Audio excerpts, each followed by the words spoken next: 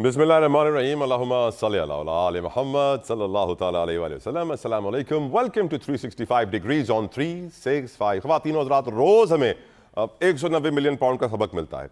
190 million pound case में आम पेशरफ सामने ये आई है कि वफाकी वजीर अता ताड़ का कहना था कि अब इस केस में मुलव्वस प्रॉपर्टी टाइकून भी बच नहीं पाएंगे। नैब की जारी करदा रिपोर्ट का जिक्र करते हुए उन्होंने कहा कि प्रॉपर्टी टाइकून और उनके बेटे के खिलाफ गैर कानूनी हाउसिंग स्कीम्स, जमीनों पर नाजायज कब्जे समेत धोखाधड़ी, करप्शन और फ्रॉड के ठोस शवाहिद मौजूद है। जवाब में बैरिस्टर अली जफर ने वाजे कर दिया प्रेस कॉन्फ्रेंस में कि ये प्रोसीड्स ऑफ क्राइम नहीं है। उनका कहना था कि एनसीए ने वाजे किया है कि ये क्योंकि प्रोसीड्स ऑफ क्राइम नहीं है इसलिए पहले ही समात में ये केस इस्लामाबाद हाई कोर्ट में खत्म हो जाएगा। लेकिन हैरत की बात तो यह है कि अभी तक फैसले पर पीटीआई ने अपील दायर नहीं की है। इसकी क्या वजह है ये भी हम जानने की कोशिश करेंगे। और इसकी क्या वजह है कि रोज हमें 190 मिलियन पाउंड के केस के बारे में बताया जाता है, याद दिलाया जाता है, सिखाया जाता है, तकरीबन कौम को रट गया है। इसके ऊपर भी बात करेंगे। आगे हम गुफ्तगू इस पर भी करेंगे। कौमी असम्बली का इजलास हुआ है जिसमें वजीर कानून आज़म नज़ीर ताड़ ने पीका एक्ट तरमीमी बिल 2025 बिल आखिर पेश कर ही दिया है। वजीर कानून का कहना था कि मुकर्ररा मुद्दत में ट्रायल का फैसला ना आया तो फिर नताइज होंगे। ट्रायल कोर्ट को मुकदमात का फैसला 6 माह से 1 साल में देना होगा। जराये के मुताबिक हुकूमती बिल के जरिए सोशल मीडिया और फेक न्यूज़ से मुतालिक अहम कानून साजी कर रही है। तरमीमी बिल में फेक न्यूज़ से मुतालिक तरामीम में सजाओं और जुर्माने का तयन किया जाएगा। बताया जा रहा है कि 5 साल कैद 10 लाख जुर्माने का प्लान है। कौमी असम्बली की कायमा कमेटी बराए IT की बात की जाए तो वहाँ डिजिटल नेशन पाकिस्तान बिल मंजूर कर लिया गया है। वजीर मुमलिकत बराए IT शहज़ाद फातिमा ने बिल को रिश्वत के खात्मे और लोगों के बुनियादी मसाइल के हल के लिए ज़रूरी करार दिया। कहा कि डेटा एक जगह जमा होने का तासुर बिल्कुल गलत है। इदारे डिजिटलाइज नहीं होना चाहते, लेकिन सरकारी इदारों से हम लड़ रहे हैं, जंग लड़ रहे हैं ताकि वो डिजिटलाइज हों। अल्लाह करे ऐसा हो जाए। उमर अयूब अपोजिशन लीडर ने बिल की मुखालफत करते हुए कहा कि बताएं डेटा कैसे महफूज रहेगा, डेटा का गलत इस्तेमाल कैसे रोका जाएगा, आपके प्रोफेशनल्स कहाँ हैं। चेयरमैन पीटीआई बैरिस्टर गौहर भी चुप ना बैठे, बोले पाकिस्तान डिजिटल अथॉरिटी को फिक्स करें। हुकूमत को तजवीज़ दी है कि 1 चेयरपर्सन और 4 मेंबर सूबों से लें। ये भी हम जानते हैं कि जो पीका एक्ट है उसके बाद मिस इन्फॉर्मेशन और डिसइंफॉर्मेशन के खात्मे की तवक्को की जा रही है, जो यकीनन इस वक्त हमारी सोसाइटी में बड़ी तादाद में पाया जाता है। अदालती हुक्म के बावजूद केस मुकर्रर न करने पर तौहीन अदालत के केस की समात आज भी हुई, कल भी होगी। जस्टिस मंसूर अली शाह और अकील अब्बासी की सरबराही में आज वाली समात में दोनों अपनी बेंच ने की। मंसूर अली शाह बोले जजेस कमेटी इख्तियार के मामले का 26वीं आईनी तरमीम से कोई ताल्लुक लेना देना नहीं है, क्योंकि हम ये जानते हैं कि मंसूर आवान साहब ने आके ये कहा कि जो आपने मुआविन मुकर्रर किए हैं वो तो 26वीं आईनी तरमीम के खिलाफ दरखास्त गुजार है। जिसके बाद मंसूर अली शाह ने वाज़ेह कर दिया कि this case has nothing to do with 26वीं आईनी तरमीम। ये case basically practice and procedure committee और बेंचेस के इख्तियारात के हवाले से है। और हम ये जानते हैं कि मुनीर मलिक साहब जो कि मुआविन थे अदालत के, उन्होंने ये मशवरा दिया कि अदालत फुल कोर्ट इजलास बुला सकती है, लेकिन अटॉर्नी जनरल के एतराज़ के ऊपर ख्वाजा हारिस और एहसन भून साहब को मुआविन लगा दिया गया इस केस के अंदर। मुनीर मलिक बोले कि जजेस कमेटी अदालती हुक्म की इंतज़ामी हुक्म से ख़त्म नहीं कर सकती। अदालती हुक्म नाफिज हो चुका है, अब इसे कोई दूसरा जुडिशल ऑर्डर भी ख़त्म नहीं कर सकता। जस्टिस मंसूर ने सवाल पूछा क्या यह अदालत तौहीन अदालत के इख्तियार में फुल कोर्ट ऑर्डर कर सकती है, जिसमें मुनीर मलिक ने कहा बिल्कुल ये इख्तियार अदालत के पास मौजूद है कि वो फुल कोर्ट का हुक्म जारी करे। ये अदलिया की आज़ादी का मामला है, बेहतर होगा फुल कोर्ट ही इसको देखे। अदालती मामून शाहिद जमील ने कहा कि कोई केस चल रहा हो तो दरमियान से वापस नहीं लिया जा सकता। पेशावर हाई कोर्ट में ऐसे बेंच तब्दील होने पर साबिक चीफ जस्टिस काजी फाइज ईसा ने नोट लिखा था। दौरान समात बेंच ने एडिशनल रजिस्ट्रार नजर अब्बास को तहरीरी जवाब जमा कराने का वक्त दिया। कहा आज ही जवाब जमा करा दीजिए। यकीनन इन सारी चीज़ों को हम डिस्कस करेंगे। मेरे साथ कमाल पैनल मौजूद है। विदाउट एनी फर्दर डिले मैं तारुफ करवाना चाहूँगा। रियली ग्रेटफुल, शुक्रगुजार हूँ। एतजाज़ एहसन साहब पाकिस्तान के मैं समझूंगा कि एक इंतहाई नामवर कानूनदान है, इस वक्त मेरे साथ मौजूद हैं। एतजाज़ एहसन साहब जज़ाकल्लाह खैर, thank you so very much for your time. मेरे साथ मौजूद हैं सेनेटर कामरान मुर्तज़ा साहब, किसी तारुफ के मोहताज नहीं है, JUIFA से सेनेटर साहब जज़ाकल्लाह खैर, आपके वक्त के लिए बेहद मशकूर हूँ, शुक्रगुजार हूँ। PTI से अजहर सिद्दीक साहब ने मुझे ज्वाइन किया है। अजहर साहब long time no see but thank you for coming again, always grateful and obliged to have you on the show. मैं सवाल सबसे पहले एतजाज़ एहसन साहब आपसे करना चाहूँगा। एतजाज़ साहब रोज इस कौम को याद दिलाया जाता है वफाकी वजीर इत्तलात की जानिब से कि 190 मिलियन पाउंड केस है क्या, और फिर रोज PTI वालों को वापस कौम को बताना पड़ता है कि उनका नैरेटिव क्या है। हुकूमत का नैरेटिव यह है कि हुकूमत का पैसा था, प्रॉपर्टी टाइकून को फायदा पहुंचाया, रिश्वत में जमीन ली, सजा होनी चाहिए। जबकि बैरिस्टर अली जफर कहते हैं कि यह प्रोसीड्स ऑफ क्राइम नहीं थी, ये NCA ने लिख दिया है। और हम ये जानते हैं कि सर प्रॉपर्टी टाइकून के गिर्द भी घेरा तंग किया जा रहा है। यहां तक कह दिया गया कि जो उनके दुबई के प्रोजेक्ट में पैसे लगाएगा पाकिस्तान से, वो पैसे मनी लॉन्ड्रिंग के जुमरे में आएंगे। एतजाज एहसन साहब, आप इस सिचुएशन को कैसे देखते हैं सर? देखिए, मेरा ख्याल है जो बेसिक फंडामेंटल पॉइंट आप बैठा है ना, वो बैठा है कि क्या ये अदालत थी जिसको अंग्रेजी में कहते हैं कि या ये कोरम नॉन जूडिस थी। ओके। यानी कोरम नॉन जूडिस ऐसी अदालत जिसके पास कोई इख्तियार ही नहीं है और जो फर्जी अदालत है, फेक अदालत है। ये लैटिन का मैगजीन है, लातीनी वक्त से ये चल रहा है, अप्लाई होता है, पाकिस्तान में अप्लाई होता है। एक जज साहब जिसके बारे में सुप्रीम कोर्ट ने ये फैसला दिया हो कि इसको जुडिशियल कोई इख्तियार ही नहीं इसके पास होना चाहिए और इसको जुडिशियल एतबार से इसको बिल्कुल फारिग है और ये कोई इसको जुडिशियल नहीं दिया जाए, ये सुप्रीम कोर्ट फैसला करे। अब उसको उसके बाद कहते हैं कि लाहौर हाई कोर्ट ने किसी अंदाज से उसको बना दिया, जो फिर जुडिशियल फाइल पे ले आए।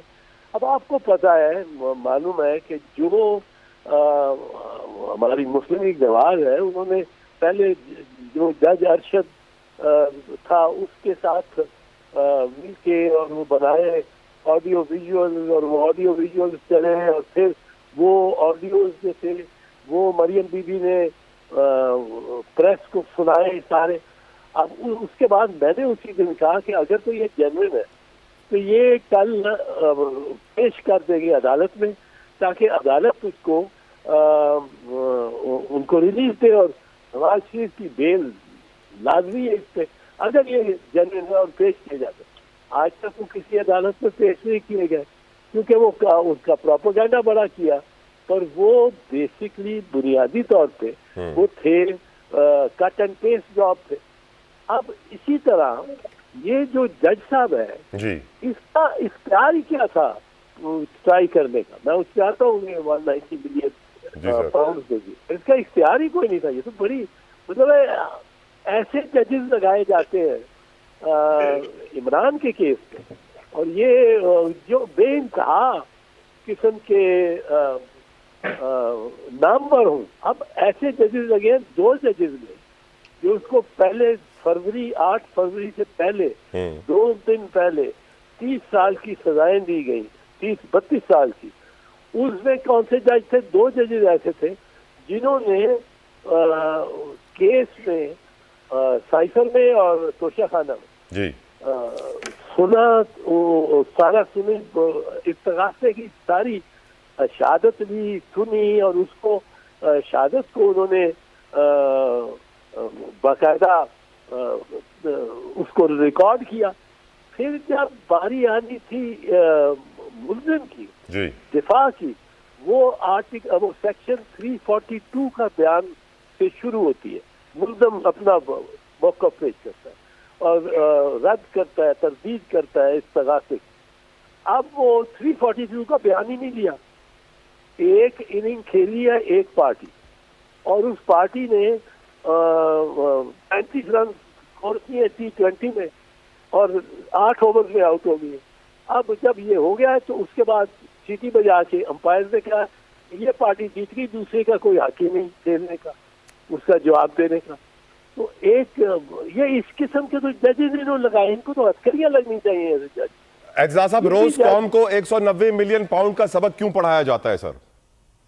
नहीं, वो ठीक है, वो तो एक बात है, उस पर इंक्वायरी होनी चाहिए, सब कुछ मैं इसका नहीं कहता हूँ, पर मैं ये कह रहा हूँ कि ये क्यों गवर्नमेंट अपने आप को भी खराब करती है?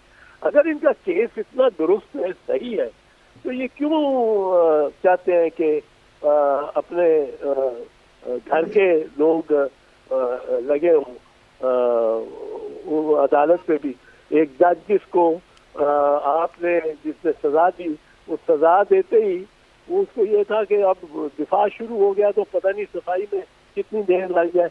उसने कहा मैं तो कल आज लंदन जा रहा हूँ, तो शाम को सजा दे के रात को वो लंदन पहुंच गया गवर्नमेंट के यहाँ पे ट्रेनिंग करने के लिए। ये इस किस्म के जजेस से खुद जो एहतसाबी अमल है वो कोताह होता है।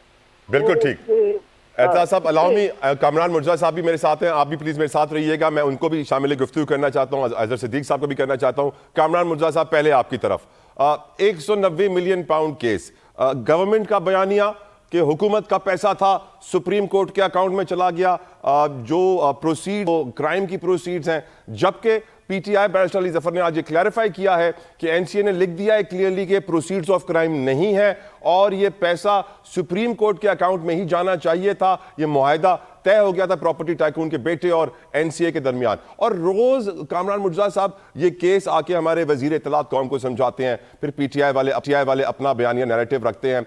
आपकी नजर में कौम को ये रोज याद दिलाना क्यों जरूरी है कि केस कितना बड़ा, क्या है, क्यों है, कैसे है? वैसे सबको रट गया है, और जो हो रहा है इस केस के अंदर, उस पूरी सूरत-ए-हाल को आप कैसे देखते हैं, कामरान मुर्जा साहब? दो फरीक हैं इस केस के, पीटीआई भी फरीक है और गवर्नमेंट भी फरीक है, और दोनों फरीकों में, दोनों को जब आप अलग अलग सुनेंगे तो आप इस नतीजे पे पहुंचते हैं। जब इनको सुनते हैं तो कहते हैं कि केस बिल्कुल नहीं बनता, करेक्ट, तो बिल्कुल सही कह रहे हैं सर।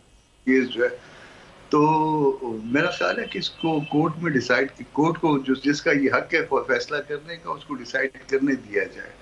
मैं और आप बैठ के जब ये कहते हैं कि वो जाहिर है उसके बाद हम एक फरीक बन जाते हैं। आप देख लीजिए कि मुख्तलिफ जगहों से आप मुख्तलिफ माइंडसेट के लोग जब बुलवाते हैं तो वो फिर अपना अपना नुक्ता नजर देते हैं। बट कामरान साहब, वी आर डिस्कसिंग दिस क्योंकि हमारे वफाकी वजीर इत्तलात रोज आके कौम को बताते हैं, पीटीआई वाले भी रोज आकर कौम को बताते हैं, तो यकीनन कौम भी कंफ्यूज हो रही है सर। उनकी क्लैरिफिकेशन के लिए मैं आपसे सवाल कर रहा हूं सर।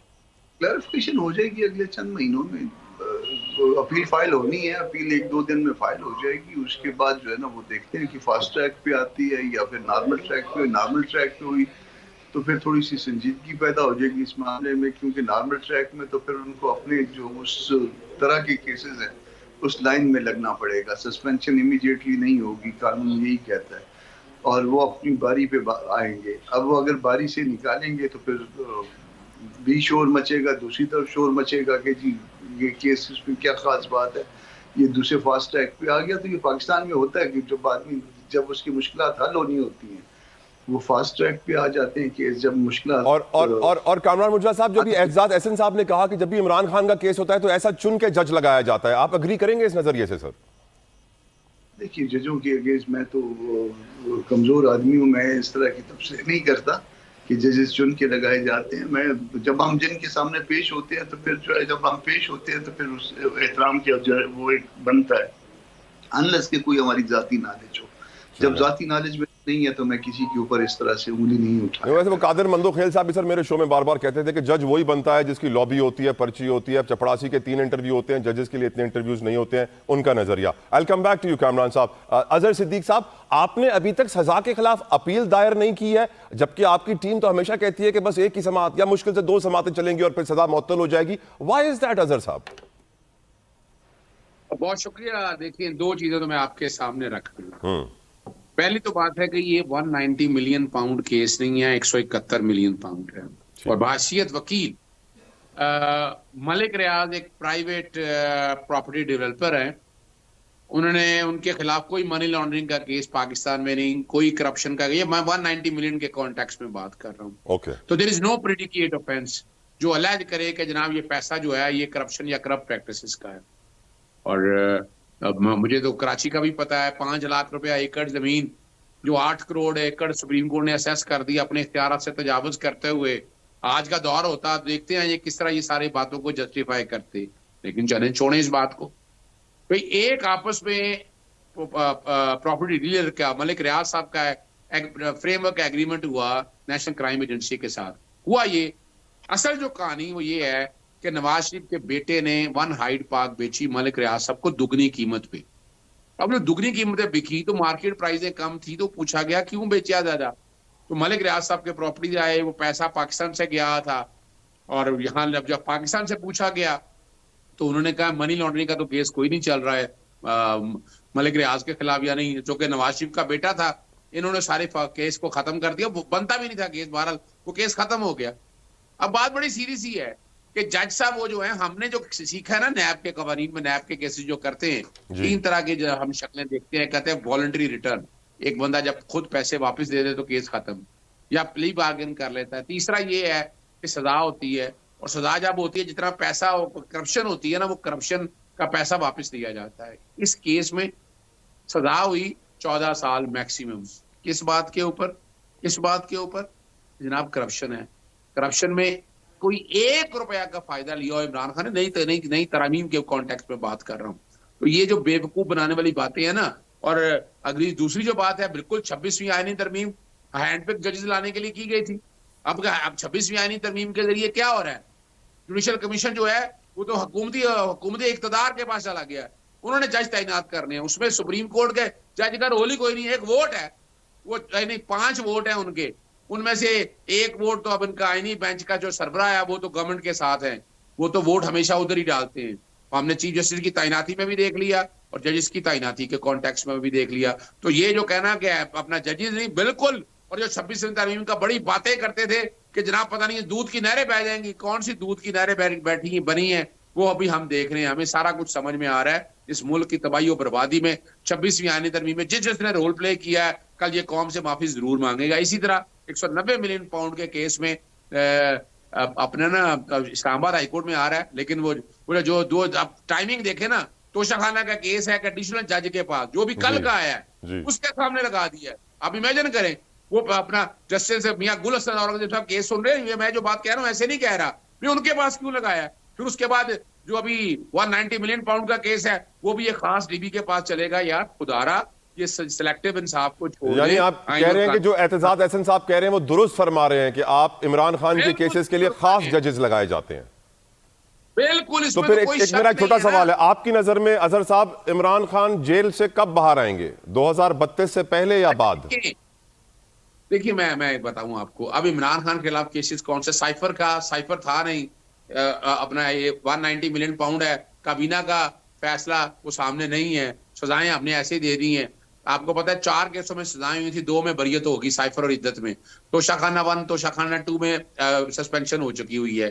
तोशाखाना जो 3 है या 2 है नैब का, उसमें क्वाशमेंट का बेहतरीन केस बनता है जस्टिस मियां गुल हसन। 2032 से पहले या 2032 के बाद?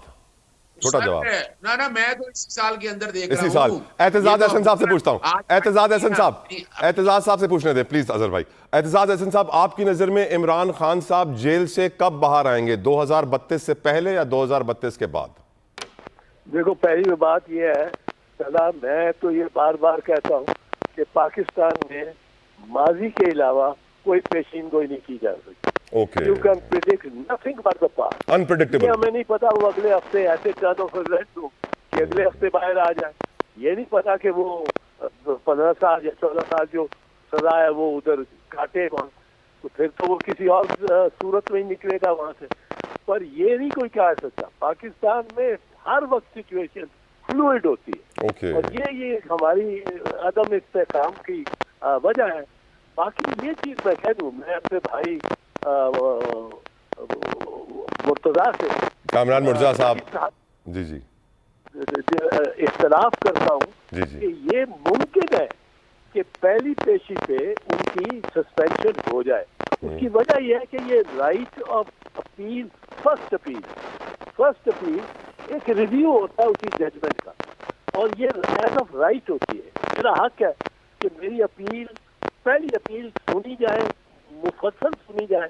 अब मुफस्सल सुनने के लिए अगर उनके पास इस वक्त टाइम ना हो, कोर्ट के पास वो कह रहे हैं कि अगले महीने सुनेंगे, तो the benefit of the doubt has to be given to the accused.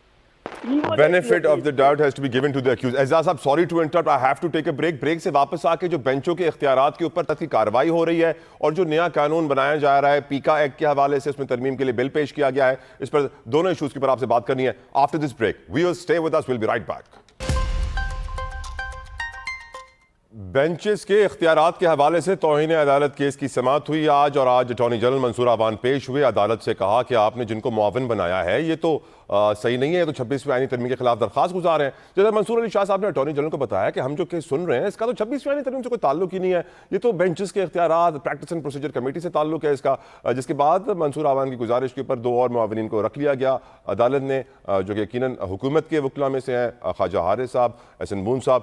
लेकिन ये जो मामला है ये किस तरफ जा रहा है? बहुत सारे लोग बहुत बड़ी बड़ी बातें कर रहे हैं, कुछ तज्ज़ियाकार कह रहे हैं कि तूफ़ान आने को है अदलिया की तरफ से। मज़ीद जानते हैं, रहनुमाई हासिल करते हैं। एतजाज़ एहसन साहब, जो हो रहा है, जो आज हम देख रहे हैं अदालत में हुआ, कल फिर इस केस की समाअत होगी, बेंचेस के इख्तियारात, क्या practice and procedure committee case लगाने के बाद वापस भी ले सकती है? डू यू थिंक कोई तूफान आने को है निज़ाम अदल के अंदर? एतजाज़ एहसन साहब, क्या कहा जा सकता है, ये तो तूफान वफा करने वालों पे मुनसर है, पर हुकूमत बहुत दे रही है मौका उनको जो वफा कर सकते हैं तूफान। और ये जिस तरह मतलब है हुकूमत इम्तियाजी सलूक कर रही है जज साहिबान में, एक बड़ी तवक्कुआत और दानिश के साथ कम अज कम हमारी पार्टी और लीडरशिप पीपल्स पार्टी ने इसमें हिस्सा लिया और इसको किया। लेकिन जिस तरह ये वजीर कानून उसका फिर इस्तेमाल कर रहे हैं, ये बड़ा अंदोहनाक है और बड़ा इसमें सारी हुकूमत को, सारे सिस्टम को नुकसान हो सकता है। अगर ये 5-6 जज और वो 6 जज वो ना भूलें, वो 6 जजेस का जो जिन्होंने इस्लामाबाद हाई कोर्ट से वो खत लिखा और उस खत में चीफ जस्टिस को उन्होंने जो जो बातें की और जो जो उनसे वारदातें हो रही हैं और वारदातें उनके घरों से वो निकले,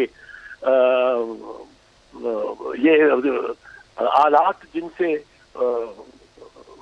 उनकी रिकॉर्डिंग की जा सकती है और ऑडियो रिकॉर्ड, वीडियो रिकॉर्डिंग, और उनके बेडरूम से अब यहाँ तक अगर जजेस के साथ सलूक हुआ हो और हो रहा हो, और जब चीफ जस्टिस काजी फैज ईसा ने एक खत लिखा तमाम चीफ जस्टिस को, चारों चीफ जस्टिस को, कि आप हमें बताएं कि आपके यहाँ क्या ये इस खत पे क्या रद्द अमल है, और उन तमाम चीफ जस्टिस ने बुलाया सारा फुल कोर्ट अपना, हर हाई कोर्ट में फुल कोर्ट ने ये फैसला किया कि जजेस अपनी अपनी रिपोर्ट देंगे। हर जज ने कहा कि हमारे अमूर अदालत में मदाखलत होती है, लोगों को दबाया जाता है, हमें आके थ्रेटन किया जाता है, जो मातहत अदलिया है उसको थ्रेटन किया जा रहा है। अब ये चीज यहाँ तक पहुंच चुकी है, ये रिकॉर्ड की बात है। अब ये 6 जज और 5-6 ये मिलके इतनी सी देर है कि अगर ये चल के चले जाए बाथरूम में एक दिन उठ के और कहें कि बाथरूम में जाने और वहाँ जज के लिए तकरीर करने का, तो अब वो आ गया फैसला शौकत अजीज सिद्दीकी साहब का कि वो तो कोई गलत बात नहीं है, क्योंकि जजेस को आखिर बार और बेंच के दरमियान भी ये उनकी ड्यूटी है जजेस की, according to the code of ethics, कि बार और बेंच में अच्छे मरासिम रखें। एक दिन ये चले जाए, ये 50 गज सफर करके और वहां बैठ जाए, तो ये सारा पाकिस्तान में वकील उठ पड़ेगा, एकदम उठ पड़ेगा।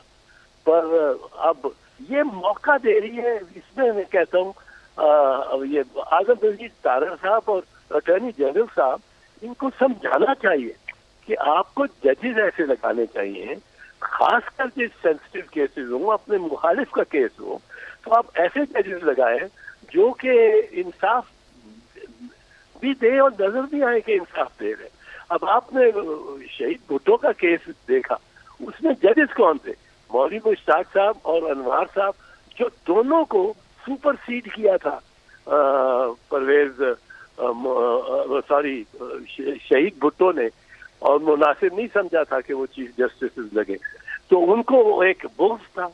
ये काजी फैज ईसा को एक बुग़्ज़ था कि इमरान खान ने बतौर वजीर आजम उसके खिलाफ रेफरेंस की। और सर मंसूर अली शाह साहब को भी एक दिल में दर्द होगा कि उन्हें चीफ जस्टिस नहीं बनने दिया गया। जी, जिसकी वजह से जी आपने क्या फरमाया मुझे पूरी कि मंसूर आवाज अली नहीं शाह आई। साहब को भी सर चीफ जस्टिस नहीं बनने दिया गया ना, उनको भी तो दिल में एक दुख होगा ना सर। हाँ हाँ होगा उनमें भी, लेकिन उधर से दूसरी तरफ भी तो मतलब एक पूरी एक जो सुप्रीम कोर्ट है इसमें तो एक दरार ऐसी पड़ी हुई है कि अगर एक तरफ जाएगा दूसरा दूसरी तरफ जाएगा। वह ये मैं 3-4 साल से पॉइंट आउट कर रहा हूँ टॉक शोज में क्लियरली कि सुप्रीम कोर्ट में बहुत बड़ी दरार पड़ी है। बिल्कुल ठीक सर। सुप्रीम कोर्ट को बचाओ किसी तरह, सुप्रीम कोर्ट को बचाओ। Allow me. सुप्रीम कोर्ट का अब आलम यह है जी कि मैं तो कहता हूँ ये खैर और शर की बात नहीं है यहाँ, तो बस शब्दम शकील का शेर है जी सर, ये खैर और शर की बात नहीं है यहाँ, तो बस टकराव हो गया है अना का अना के साथ। अब यहाँ ये भी मसला है, बट मैं ये आपको बता दूं कि जो वुकला और वुकला में अभी इलेक्शन हुए, इलेक्शन में हुकूमत मुखालिफ वुकला की भारी तादाद, भारी बार एसोसिएशन में वो जीते हैं, और ये बड़ी है कि इनको केयरफुली हुकूमत को चलना चाहिए इस मामले में। बिल्कुल ठीक सर, आपका पॉइंट आ गया। मैं चाहूंगा कि अजहर सिद्दीक साहब आप भी इसके ऊपर अपनी राय दीजिए। जो ये कार्रवाई चल रही है, जो इख्तियारात की बात हो रही है, बेंच के इख्तियारात, प्रैक्टिस एंड प्रोसीजर कमेटी के इख्तियारात, केस लगा भी सकते हैं, वापस भी ले सकते हैं, your views on the whole situation, कुछ तूफान आप भी कहेंगे आने वाला है? देखिए, एक बात तो बड़ी वाज़ेह है कि आर्टिकल 191 को अगर आप सामने रखकर देखें, इसमें रूल्स ऑफ प्रोसीजर बनाने की बात की है। जब supreme court practice and procedure act बना था उसी वक्त चैलेंज किया था मैंने, और जिस दिन चैलेंज किया था, जब केस फिक्स हुआ था, मेरे रात पेट्रोल बमों से हमला हुआ, फायरिंग हुई, उस केस में गए जस्टिस सईद मंसूर अली शाह साहब को उस वक्त ना, ये देखें छोटी मोटी गलती तो इंसान से होती है, मैं समझता हूँ उस वक्त इस एक्ट को सपोर्ट नहीं करना चाहिए था। इसने एक्ट ने एक बहुत बड़ा वार था अदलिया की आज़ादी के ऊपर, और अदलिया की आज़ादी के ऊपर वार हम देख रहे हैं ना। यानी हुकूमतें वक्त बेंच बनाने में, करने में, अब जो हालात जिस तरह हो गए हैं वो सामने आ गए ना, पसंद और नापसंद से मेरिट पे थोड़ा बातें हो रही हैं। फिर हम जरा आगे चलते हैं, उसके बाद देखें उस एक्ट में कितनी दफा तब्दीली की गई, फिर आईनी बेंच का सरबराह डाल दिया गया, यानी वो सीनियोरिटी का प्रिंसिपल जो था वो सारा निस्तो नाबूद कर दिया गया।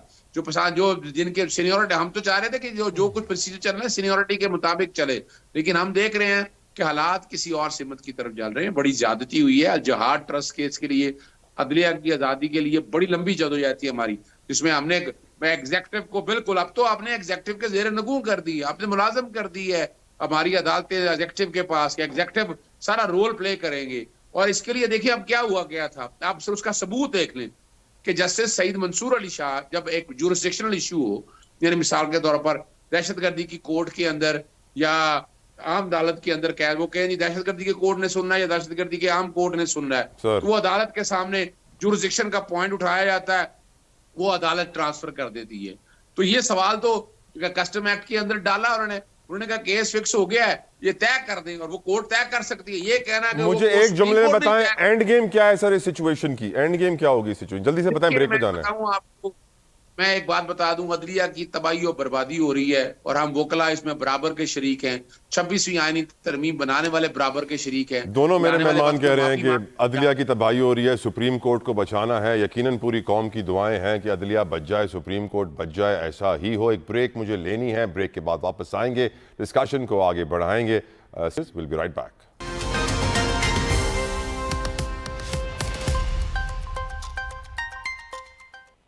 बहुत ज़रूरी है मईशत को डिस्कस करना, और मईशत पे बात करने के लिए मुझे ज्वाइन किया है वज़ीर आज़म पाकिस्तान के कोऑर्डिनेटर राना एहसान साहब ने। बहुत बहुत शुक्रिया राना साहब आपके कीमती वक्त के लिए।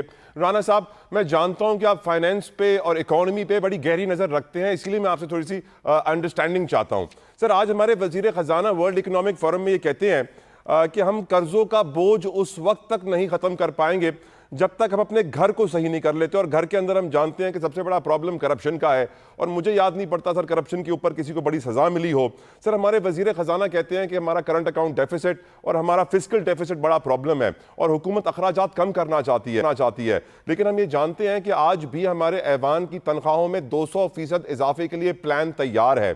तो सर, जो बातें हमारे वज़ीर ख़जाना साहब कह रहे हैं और जो हमारे हुकूमती इक़दामात हैं, क्या उसके अंदर आपको तजाद नजर आ रहा है सर? सर ने आते ही जो करप्ट ऑफिसर्स हैं और जो जिनकी परफॉर्मेंस नहीं ठीक थी उनके खिलाफ एक बहुत बड़ा एक्शन लिया और जो अच्छे ऑफिसर्स थे उनको रिवॉर्ड किया। अगर हम बात करें करप्शन की तो प्राइम मिनिस्टर ने शहबाज शरीफ ने in the shortest period of time जो 76 सालों में काम नहीं हो सका, जो फेसलेस अप्रेजमेंट थी कस्टम्स में कि जितने भी कंटेनर्स आते थे उनको रोक लिया जाता था और उनकी मैनुअल अप्रेजमेंट होती थी और लिया दिया जाता था, तो वो ख़त्म करके उसको फेसलेस कर दिया। तो ये एक रेवोल्यूशन है एफबीआर की कस्टम्स में जो प्राइम मिनिस्टर लेके आए। तो करप्शन के खिलाफ तो बिल्कुल जो है वो काम हर एंगल से हो रहा है। अभी हम डिजिटाइजेशन की तरफ जब जाते हैं तो वो भी करप्शन को कम करता है।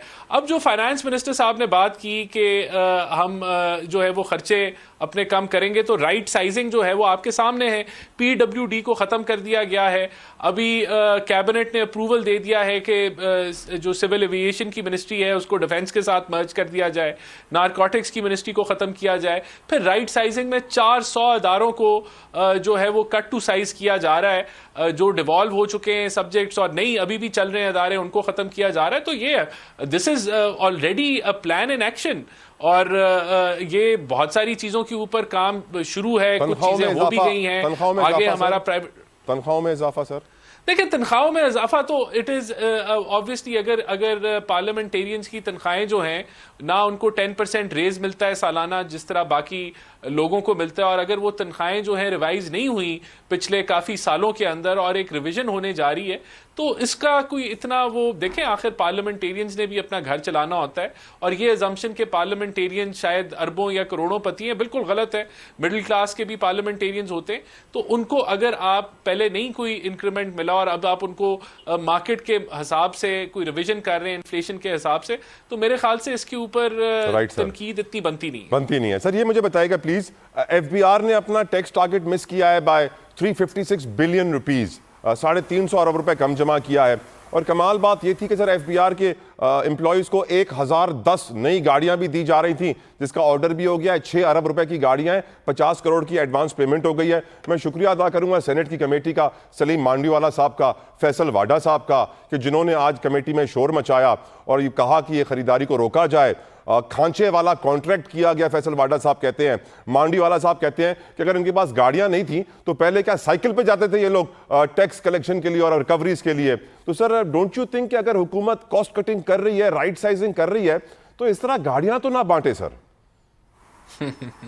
देखिए मैं तो 100% इस फैसले के साथ हूं कि वो गाड़ियां खरीदनी चाहिए, और उसकी वजह यह है कि जब आप इक्विप ही नहीं करेंगे ऑफिसर्स को, और ये गाड़ियां कोई सीनियर अफसरों को नहीं दी जा रही, ये जूनियर तरीन जो इन्फोर्समेंट के अफसर हैं उनके लिए ये गाड़ियां जो है वो दी जा रही हैं। तो these are not for senior officers, ये वो गाड़ियां हैं जो फील्ड की गाड़ियां हैं। इसके ऊपर वो जाके अपनी इन्फोर्समेंट करेंगे, वो टैक्स कलेक्शन को बेहतर करेंगे। और मैं आपको बता दूं कि दुनिया भर में जो टैक्स कलेक्टिंग एजेंसीज होती हैं वो 3, 4, 5% जो है वो एक्सपेंस करती हैं, अपने टोटल कलेक्शन का एक्सपेंस करती है अपने अदारे के ऊपर। पाकिस्तान में इट इज लेस देन 1%। अगर हम वो इंफ्रास्ट्रक्चर ही नहीं देंगे, अगर हम उन लोगों को इक्विप ही नहीं करेंगे, तो टैक्स कलेक्शन नहीं बढ़ेगी। आपने कहा कि टारगेट मिस हो गया, बिल्कुल टारगेट मिस हुआ है, लेकिन there is a increase of tax collection by 25 to 30%। और टारगेट मिस होने की बड़ी वजह जो है वो इन्फ्लेशन है। हम समझ रहे थे इन्फ्लेशन जो है वो एवरेज करेगी 12% के इर्द, लेकिन इन्फ्लेशन आ गई है 7% के, और हमें नजर आ रहा है कि इन्फ्लेशन इससे भी ज्यादा नीचे गिरेगी। तो जो इन्फ्लेशन का एक फैक्टर होता है टैक्स कलेक्शन के अंदर, वो जो है वो वहां से भी टारगेट मिस हुआ है। बाकी हम इसको पूरी कोशिश है कि अगले जो 6 माह ये जो है फिस्कल ईयर के, उसके अंदर हम उसको रिकवर कर जाएंगे। बहरहाल मैं बिल्कुल ये गाड़ियां लेनी चाहिए, और इसके पूरे KPIs बन चुके हैं, टारगेट सेट हो चुका है कि अगर जब आप इक्विप करेंगे, जब हमने एक असिस्टेंट कमिश्नर को गाड़ी देनी है, उससे हमने नतीजे कैसे लेने हैं, उसके लिए अगर हम उनको वो रिक्शों में जाके इन्फोर्समेंट करेंगे, कैसे करेंगे? सर एक जरूरी सवाल आखिरी, तो जब वो फील्ड में जाएगी, मैं point taken, very important, infrastructure बहुत जरूरी है सर। बड़ा इंपॉर्टेंट सवाल है। मनी लॉन्ड्रिंग का मतलब होता है राणा साहब कि मैं अपने काले पैसे को लॉन्डर करके धो के सफेद करने की कोशिश करूं। सर आज आपके कलीग हैं, इंफॉर्मेशन मिनिस्टर हैं पाकिस्तान के, अता तार साहब, उन्होंने आके कौम को बताया है, नैब ने भी कौम को बताया है कि अगर किसी ने बहरिया टाउन के दुबई के प्रोजेक्ट में इन्वेस्टमेंट की तो वो मनी लॉन्ड्रिंग के जुमरे में आएगी और उन पर कार्रवाई होगी। डोंट यू थिंक कि सर बहुत सारे लोग तो इनॉग्रेशन पे इन्वेस्टमेंट कर चुके होंगे और इस तरह की कार्रवाई से यकीनन एक इन्वेस्टमेंट क्लाइमेट, इन्वेस्टर कॉन्फिडेंस, एक नेगेटिव माहौल क्रिएट होगा, वो लोग बेचारे फंस जाएंगे जिनको मालूम ही नहीं था कि हम पैसे लगाने जा रहे हैं और फिर 2 दिन के बाद ये फैसला आ जाएगा। Your view sir? देखिए, पहली बात तो ये कि अगर पाकिस्तान से कोई बैरून मुल्क पैसा लेके जा रहा है और उसने पाकिस्तान के कानून के मुताबिक वो पैसा बाहर लेके गए हैं तो उनका तो इशू कोई नहीं है। लेकिन अगर वो पैसा पाकिस्तान के कानून के मुताबिक नहीं लेके गए तो वो डेफिनेटली मनी लॉन्ड्रिंग वो कह रहे हैं जिसने बहरिया टाउन दुबई में इन्वेस्टमेंट की उसके ऊपर मनी लॉन्ड्रिंग की गेम होगी और अलाउ ही नहीं होगा कि उसमें इन्वेस्टमेंट की जाए पाकिस्तानियों को। देखें, ये तो वो ठीक कह रहे हैं ना, क्योंकि आप लीगल तरीके से एक बड़ा एक मैकेनिज्म होता है कि आप नहीं, वो लीगल तरीके से ही पैसा लेके जा रहे हैं, वो गवर्नमेंट अलाउ नहीं कर रही है कि बहरिया टाउन दुबई में इन्वेस्ट किया जाए। देखें, ये मैंने वो प्रेस कॉन्फ्रेंस नहीं सुनी, लेकिन मैं इस हद तक मैं आपको ये थैंक यू राना साहब, I am out of time, I am so sorry to interrupt, but thank you so very much. आपकी कीमती प्रोग्राम का वक्त तमाम होता है, अपना ख्याल रखिएगा। I will see you tomorrow. Allah Hafiz.